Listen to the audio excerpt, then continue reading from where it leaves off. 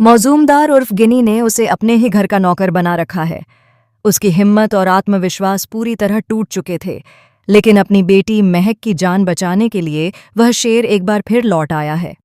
दूसरी तरफ अंजलि के हाथ 3 बड़े सबूत लग चुके हैं, जिनके दम पर वह कोर्ट में यह साबित कर देगी कि इन सारी साजिशों के पीछे रानी मौजूमदार, युवराज ठाकुर, काव्या ठाकुर और रघुवंशी परिवार का हाथ है।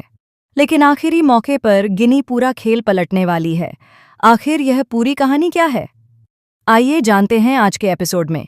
बिना किसी वक्त गवाए चलिए एडवोकेट अंजलि अवस्थी के लेटेस्ट एपिसोड का रिकैप शुरू करते हैं।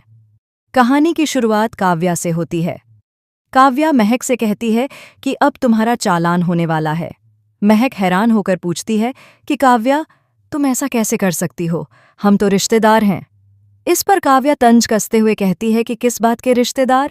न तुम्हारे पास पैसा बचा है और ना ही इज्जत। तुम्हारे पिता, जो कभी इस शहर के सबसे मशहूर वकील थे, आज गिनी के घर भिखारी की तरह घूम रहे हैं। रानी मौजूमदार ने तुम्हारा पूरा परिवार बर्बाद कर दिया है। ऊपर से युवराज ने भी तुम्हारा साथ छोड़ दिया है।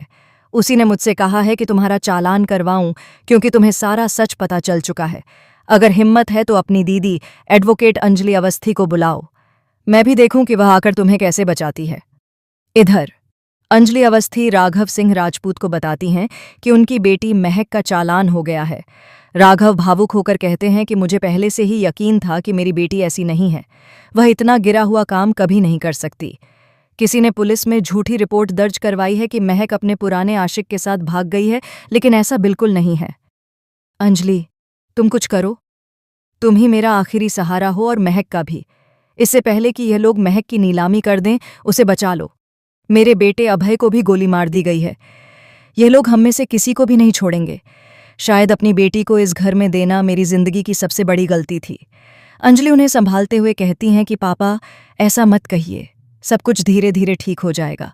जब तक अंजलि आपके साथ हैं, कोई भी महक का बाल भी बांका नहीं कर सकता। अंजलि राघव को लेकर पुलिस स्टेशन जा रही होती हैं। तभी रास्ते में बस्ती के लोग उन्हें घेर लेते हैं।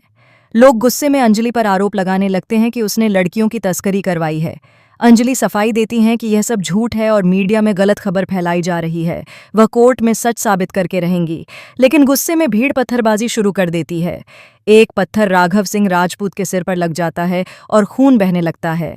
लोग अंजलि को आखिरी चेतावनी देते हैं कि वह तुरंत यहाँ से चली जाए।